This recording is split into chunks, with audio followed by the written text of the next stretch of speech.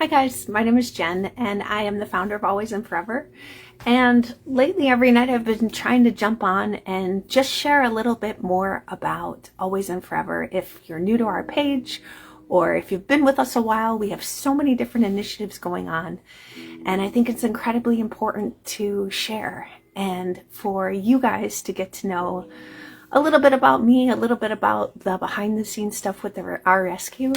And if there's any thoughts, concerns, or questions that you have, we'd love to hear your feedback. So please email us at info@alwaysandforever.org. I don't always get a chance to check the comments on our Facebook posts because if you follow us, we've got quite a few posts that go up every day, but that's just because we have so much love to share. And from the beginning, since we started this, everybody always said, watch the Facebook algorithms. You should only post at this time or that time, and 2 posts a day, 3 posts a day, and make them, be strategic in that. And I threw that advice out the window. And there were multiple people that said that. It was always like, quality over quantity. And yeah, I think that's true. But in many cases, especially when it comes to sharing your heart, I knew that so many people want to be a part of rescue. And we are such a different, special kind of rescue where it was a shelter that I had hoped and prayed that when people came here, they would leave with their heart feeling full versus sad. And to those that know my story, I don't have a background in rescue. I didn't grow up volunteering at shelters. I wasn't the kid that walked dogs and was determined to save the world. I went to law school, and my sole goal in going, I have a finance degree. My sole goal in going to law school was to never, ever be broke and poor and always be able to take care of my family and the people I love. And by family, I include my animals in that too. And what I found was the career path that I chose enabled me to do what I'm doing today and to give back my heart, my love, my income, whatever it is, to support and help run this incredible dream. And I never thought this would be the path that I was on. I was the kid that said, hey, if I won $1 million, then I don't know that I ever said I would buy a farm because I don't do bugs. I still don't like bugs and everything scares me. But I would rescue all the dogs. And my dad was allergic to cats, so we didn't have cats growing up. But I learned to love cats. They always secretly scared me. I do have a cat. She's around. If you know her name is Bianca. We call her B. She's the scariest cat on this earth. She randomly attacks me. I have 2 new holes in my wrist. She gave me on Mother's Day because my arm was hanging off the couch like this and watching TV. And she just walked by and decided to pounce on me. And those dreams, I don't know if you guys have ever had them when you're like a kid. And I used to have these dreams and like my leg would hang off the bed. And I think I was like 6 or 7. And I was just about to fall asleep. And I thought if my leg was hanging off the bed, an alligator would come and bite it off. Like that's the crazy nightmare that I would have. But in this case, this dream became a reality because if your feet or your arms are kind of hanging off the couch and you're not aware of where Bianca is in this house, she will come by and put a couple holes in your hand or your leg. So beware to all of my visiting friends and family, they all know. So the most dangerous animal on this farm is my cat. She's not on the couch, but she's from Wichita Animal Shelter. All my dogs and cats are in here are rescues. But going back to what I was sharing, I think I volunteered once at a shelter in Chicago when I was working full-time. I'm still working full-time. But I had just gotten out of law school, and I don't even know the name of the shelter. Like, that's the impact that it had on me. I pushed it out of my mind. But I remember the exact location it was in. And it was a Thursday at 4 o'clock. And I had to request to get off work early. And I went there, and what I saw was a line of cages. I don't remember the dogs. I don't remember the dog I walked. I don't remember what I did, but I remember the smell, and I remember the feeling that I walked in. Now, this was a no-kill shelter, and I walked in. I walked a dog, and I walked out and never went back. And I just pushed that reality out of my mind, because at 25, it was easier for me to sleep at night to pretend like it didn't exist. And I didn't feel like I made an impact. I knew I couldn't commit to Thursday at 4 o'clock. And I let it go. And then 7 years later, everything changed. And my life basically had the rug pulled out from under me. And everything that I thought in this world was true and real, and faith and hope and God and all of that, I questioned. And that's a whole nother live for a whole nother night. But in many, many ways, that's how I ended up. Well, not in many ways. That's how I ended up in Kansas. I needed a change. And I knew I needed a reason to want to wake up in the morning. And by the grace of God, I was just standing outside of GNC one day, and I had just moved to Kansas. I took an in-house counsel job from a big law firm where I had been for just about a decade or so. And I thought, I'm in Kansas. Land is affordable. I'm going to buy a farm and start a dog rescue. And that's how this dream began. And that wasn't going to be a rescue. It was going to be a sanctuary, because I had just moved here. I didn't know a single soul in Kansas. And I had just moved from Boston. My family was in Chicago. I had a brother in Colorado. He's now in London. But the thought was, I am right in between Colorado and Chicago. So I kind of got back to wanting to be close to people that I loved the most in this world. And I had been very, very isolated in Boston. So came back here, and then I realized I was just alone here too. And I had my 2 dogs, Muggsy and Libby, who were my world, and the reason that I kept breathing during a time when I didn't want to breathe, when I didn't want to move, when I didn't want to get up. And to know that I was responsible to take care of them kept me here. And I think that's the beautiful gift that God gives us with these animals, is that they love us when we don't even love ourselves. And they give us a reason to keep going, because without me, they would have no one. So it's all connected. And I say this all the time, you know, it's heaven connected to how I got here, how this farm started. But the point I wanted to share tonight, and this was, if you watched my live last night, it was scatters all over the place. Sorry about that. And I said, you know, let's talk about the beginning. Let's talk about 2018 and the lessons learned then. And what I can tell you is a post popped up today on my memories from 2017. And maybe I'll share it in the link of this. And I put everything public. So after it popped in my head and I realized it, I remember I don't know if I called my mom or called my sister first too. And one of them said I was crazy. Totally true. I was out of my mind then. But also, I had been lost in grief for so long. That to be able to even talk of something else other than my own personal heartache, I think it opened up a spark of hope in others, that I was healing in a way that I hadn't displayed in a long time. So I shared this with my family. They pretty much thought I was nuts because, like I said, scared of nature, scared of bugs, only lived in cities. And here I am calling them, just moved to Kansas, saying, hey, I'm gonna start a dog sanctuary. So I remember my brother saying, start small, buy a house, wait, build funds. I remember my sister saying, my one sister saying, you know, you're never, it doesn't matter what they said. Don't even remember. But I tend to just block out the things that I don't want to hear if they're not going to help me get to where I want to be. Because I think sometimes even people who love us the most put their own limitations upon what they think you can do if they don't think they can do it. And that's something we all have to let go of. And I share this all the time, is we have to let God be God. And I think that our dreams are planted inside of us, even when we have no idea how to make them come true, for a reason.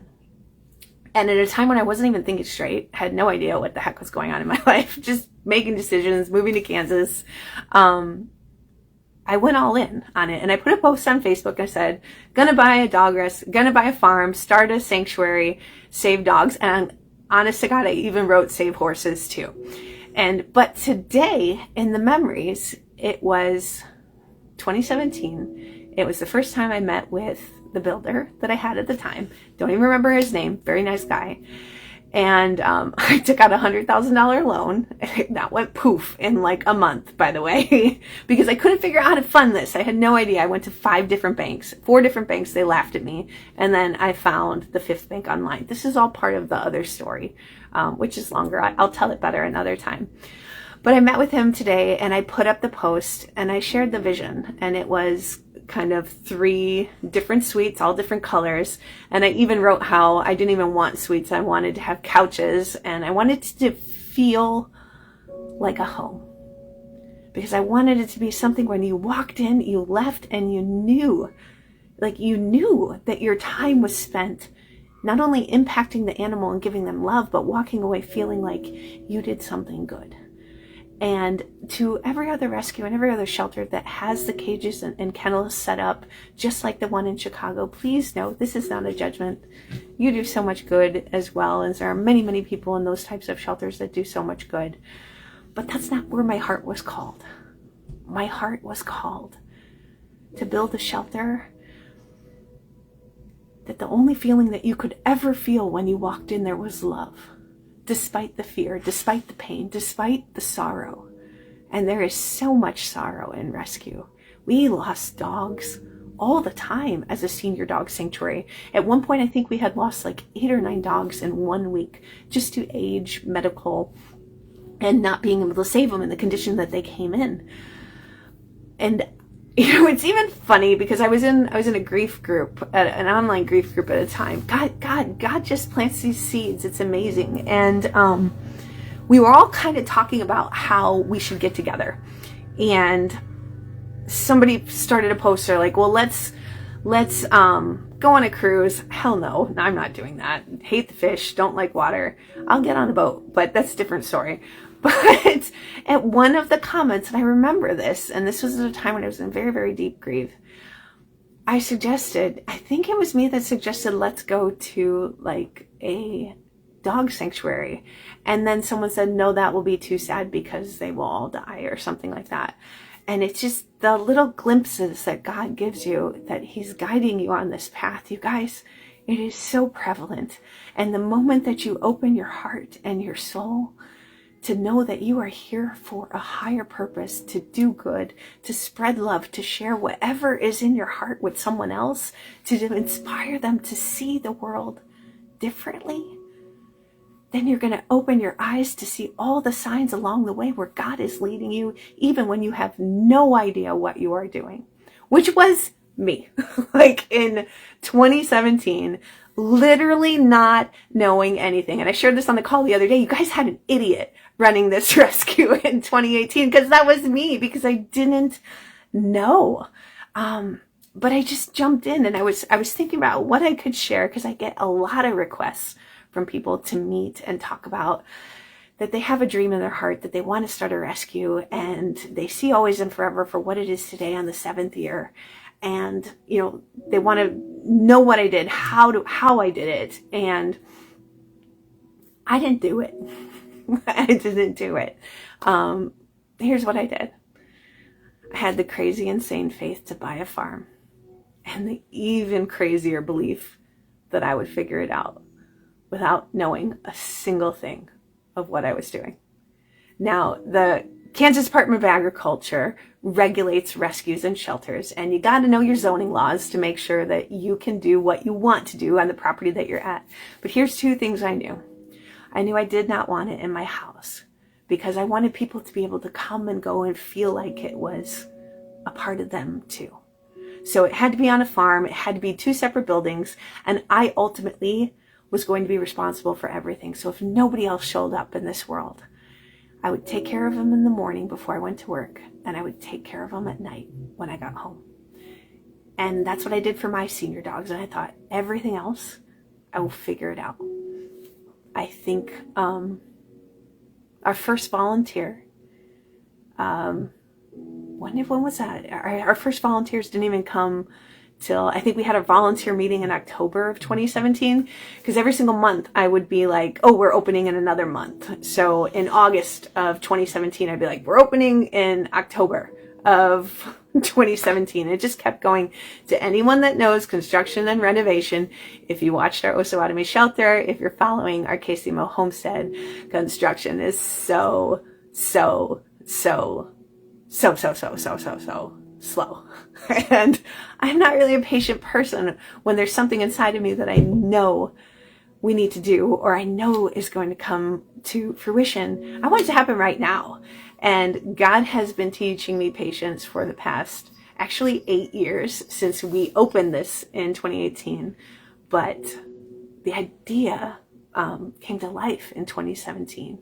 And I will share that Facebook post. I'll drop it in when I write up a summary of this live. So if you want to click on it, you can see what I wrote back then. It's always just kind of a beautiful reminder of having the courage to dream. And that's why I say, don't let others who make fun of you, who tell you you can't do it, who say it's impossible, don't let them stop you. Because it may be impossible for them, but they have no idea who you are. And to anyone that says anything is impossible, has no idea who God is then too. And I know sometimes I'm like, oh my God, I talk about God a lot, but you guys, I wouldn't be here today without him. And we wouldn't be doing what we're doing at the level that we're doing, and to have the impact that we have to show the world that shelters can be run differently without him. Because that's it. And I say it all the time. I think we complicate the heck out of life. Life is so simple. We are simply here to love, to share that love, to learn from it, to grow from it, to share our experiences with others, and to make today a little bit better than it was yesterday, to build a better tomorrow. That's all. And so every single morning you see me jump on these lives and share 19 dogs that all live together, young and old, wild and like literally some of them have dementia. It doesn't matter. We've got 90% of our dogs are pit bulls. The breed doesn't matter. The age doesn't matter. Every animal in our care is a soul. And from day one, not even day one, day zero, whatever you want to call it, the only thing I knew is that we would never, ever sell a dog or a cat. Ever. Because my one goal in this life, from when I was young to going to law school till today, is to take care of those that I love. And that's the animals and the people of Always and Forever, and all of you who have the same mission, the same heart, and the same values as us. And so it doesn't matter where you are in this world. That's why I say, if you're on East Coast, West Coast, Canada, Germany, doesn't matter. If you see them as souls and you have a dream in your heart and you want to change the way shelters are run, share your passion, share your heart, share your voice, because someone else out there believes it too. I do. And you wouldn't be watching these lives, you wouldn't follow our page if you didn't as well.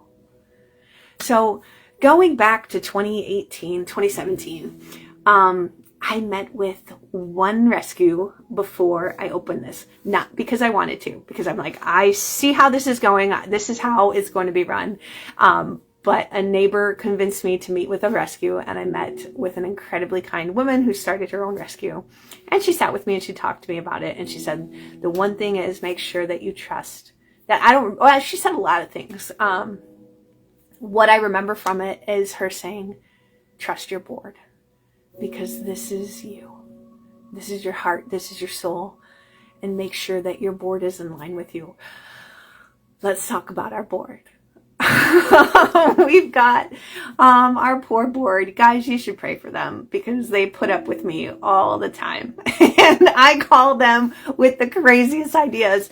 It's so funny too because I give them no notice and we're in a group and I just make a call. And then I don't like to wait for everybody to answer. So I just start talking because I got to get the idea out because it's so exciting and we have some really great ideas.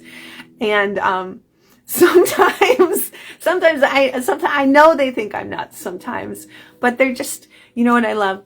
Guys, they all are highly intelligent, decades of experience, sales, management, professionals, compliance, doesn't matter, accounting, amazing teachers, brilliant people, and my friends, and people that speak up for me, against me when they should. They ground me, and they have always and forever and all the people and all the animals' best interest at heart. And so this is just a lot of the stuff that goes on behind the scenes. So if you're thinking about starting your own rescue, I'm going to share that same advice that stuck with me 8 years ago. Trust your board. Surround yourself with people that you trust, that won't just be yes men, that will stay true to their values and whose values are in line with yours and your mission, because it's incredibly important. I've seen really, really wonderful people be booted out of their own organization by their board. It happens. You got to know your bylaws. You got to know, what your voting is on that. And I think that stuff like that, the weeds of it, don't let it scare you. You can start small. You can start with fostering. You can start with supporting an organization. I think it's beautiful to have a dream to want to run your own rescue. I never had that dream. I didn't sit and think about it and plan for it, and I just did it, if that makes sense. And I think if I would have planned, I think if I would have talked to 1 million people, if I would have waited till I had all the funding, if I would have waited until I was ready, I think we'd still be waiting. And sometimes it just takes that. I shared this another time. You gotta burn the boats. If you're gonna go to an island and you're gonna go to war with someone and take over the island, burn your damn boats so that there is no way out. And I don't know whose expression, it's like Napoleon something, whatever. I listen to a lot of podcasts too when I'm driving or at the gym, but I mean, it really is just about knowing what's inside your heart, knowing the sacrifices that you have to make, that you will make, knowing that ultimately, in many instances, if you want to start your own rescue, guys, it's all on you. And then being all in. No regrets if you fail. You're going to fail. You're going to fail 1 million times. 1 million times over, you're going to fail and fail and fail and fail. But every single time you fail, that's just an opportunity to learn, to grow, to share that with others so that they don't have to fail, so that they don't have to make the same mistakes that you guys have made. And so that's the beautiful part about sharing.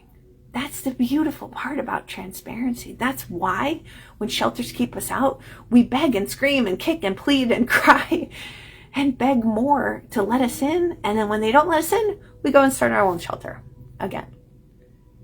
Because it's about following your heart and staying true to who you are and what you believe. And to us, these are souls that shouldn't just be locked up and killed. They should be walked. They should be held. They should be loved. Even if it's only for an hour before they say goodbye. And that's how we started. No knowledge, no money, no experience, but a lot of heart and crazy, crazy, crazy, crazy faith. You know what? That brings up another thought too. A friend asked me the other day, she said, Jen, do you think that you had this faith or that you grew it, or that maybe you grew into it, or you stepped into it, kind of thing. And such a good question that it kind of made me pause. And I will say yes and no. Did I have the faith in 2018 that I have in 2025? Absolutely not. In 2015, when my life fell apart, I will be the first to admit I had zero faith.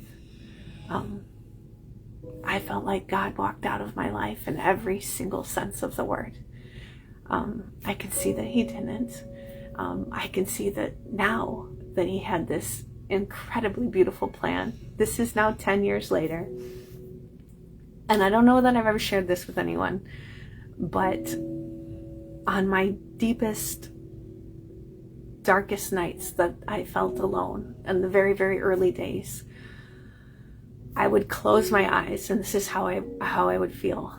I would picture myself in this like black hole of a universe, and I could just see myself jumping up and down, waving my arms, black hole, no one there, kind of trying to get God's attention. And I couldn't. And my world was so dark, I couldn't see a light then. Now, this was 10 years ago, and I'm not exaggerating. Outside of work, I never spoke. I never spoke. Not on the phone, barely on text. I kept everything inside because I couldn't understand how a 25-year-old could just die and leave an earth. Like, I couldn't understand death. I couldn't understand how bad things could happen to good people. And I got lost. And I stopped living. And somewhere along the way, God guided me here to Kansas. And the moment that I came to Kansas, it was like I could feel the sun again, which is, to anyone that's been lost before, an incredible feeling. But not only feel the sun, but kind of not even want to, but be okay with feeling it and sharing that with others. And when the first thing that I wanted to do when I came here was invite all my friends who were so sad and say, guys, there is something really, really special about this farm. Because even in my worst moments, I could feel just a speck of peace, which I had not felt in so long. And to have that gift, to have God, I don't think God allows your heart to be shattered, but to have God know that I needed that so much, I wish that for everyone. I wish that for everyone that has ever been hurt. And more so, I wish it for the animals that people deem unlovable. Because that's where my heart is called. Gosh, I don't know, I get so emotional still. It's 10 years later. I want to love the ones that nobody else wants. And that's why I wanted the seniors. I am drawn to the ones people throw away. Human beings, animals, doesn't matter. Everybody deserves love. And I think deep down, if you're drawn to Always and Forever, you are drawn to that mission too. Because it just comes down to love. That's all this life is about. And the more we give, guys, the more God gives back to you. That's the beautiful thing. And whether it's money, whether it's prayers, whether it's support, whether it's love, it doesn't matter. What you put out always comes back. And in my worst hours, in my darkest times, God never left my side. And I know. So that's going back to the question when she said, did you have this crazy faith then versus now, or did you grow into it? I knew this was too special for us to fail. Now, I had no idea where we were going. I had no idea that it would start with taking over a shelter in Osawatomie, and then another facility in KCMO, and a cat lounge, and now movement towards Wichita, and now our beautiful homestead at KCMO Homesteadies. We have $4 million to raise for the renovations of that. And guys, slowly but surely, we are going to make that happen. I know it. Why? Because it's too important. It's too beautiful of a dream and a mission and a vision that can and will become a reality for it to fail. And the only time you are ever a failure is when you stop trying. So it's bound to happen. There's going to be a $50 million $50 million check in the mail. I just shared that with the team today. I know it. Someday, somewhere, someone's going to give that. But remember, $5, $10, $20, it all adds up. Together, we have saved almost 7,000 lives. Just by me buying a farm and everyone coming together and saying, hey, maybe we don't have a lot of money, but whatever we have, we're going to give, and we're going to stretch ourselves because we are going to change this world together. So going back to, I didn't organize my thoughts on this at all. Going back to 2018, if you have that dream in your heart, don't wait. Don't. Because all they're going to do is find reason not to do it. That's it. Dive in. Figure out where you're going to go. Figure out what you want to do. And don't let anyone tell you you can't.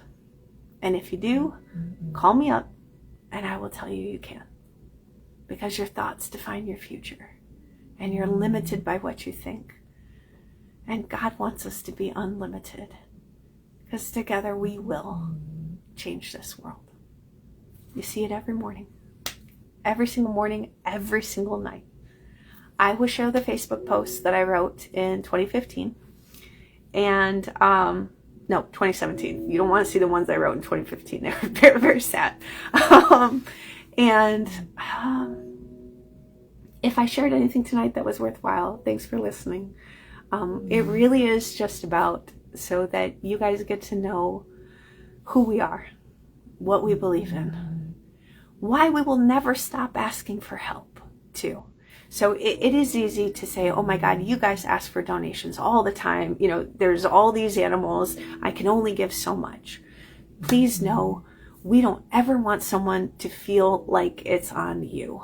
Like the world is, this dog is going to die without you. This dog may die. That's a terrible example. Let's not talk about that. It's about looking at it as, this isn't us. This isn't a me. This isn't a you. This is an us. And it's giving everything that we can to come together. So if it is $5, if it's $5 million, everything makes a difference. So hopefully that made sense. It gets late. I get tired. This is where we are. So I'll probably talk a little bit more about some of the experiences tomorrow with opening our shelter at the beginning. Because here's the thing, guys. We're opening up a new shelter in Wichita, and we're going to do the exact same thing. It will be a lease, and we need volunteers. Now, remember, the first 3 years that we were open here in Spring Hill, we were 100% volunteer run. I am still a volunteer. I will always be a volunteer. I will give everything that I have, financially, spiritually, emotionally, whatever word, physically. I'm going to be the 90-year-old in rollerblades with these dogs. I shared that with our board the other day. You can't get rid of me on this rescue. But we're going to need your help. So lots of amazing things ahead. Lots to dream about. Let your heart dream. Let your heart believe. And wherever you are in this world, if this is what you're called to do, then do it. Because if only one person believes in you on this earth, it's me. Because if I can do it, you can do it. Because remember, I had no idea what I was doing. So you just got to have the crazy faith to try. So have a wonderful Thursday evening. We've got a ton of amazing dogs and cats available to foster and adopt. We do adopt across the country. However, we can't get the dogs or cats to you all over the country. You would have to figure out how to do that or pay a transport coordinator. But amazing Craig and all of our phenomenal volunteers, I think we have a network of between a 4 and 5 hour radius of the Kansas and Missouri area. That's my self-ish shameless plug to get you to adopt and foster from us. Remember, no fees, because these are souls. You got to go through our rigorous adoption process, because we have the most amazing team that goes all in on making sure it's not only the right fit for our animal, but it's the right fit for your family too. So thank you guys for watching. Thanks for listening. And as always, thanks for believing that change is possible and our animals deserve better. Have a great night, guys.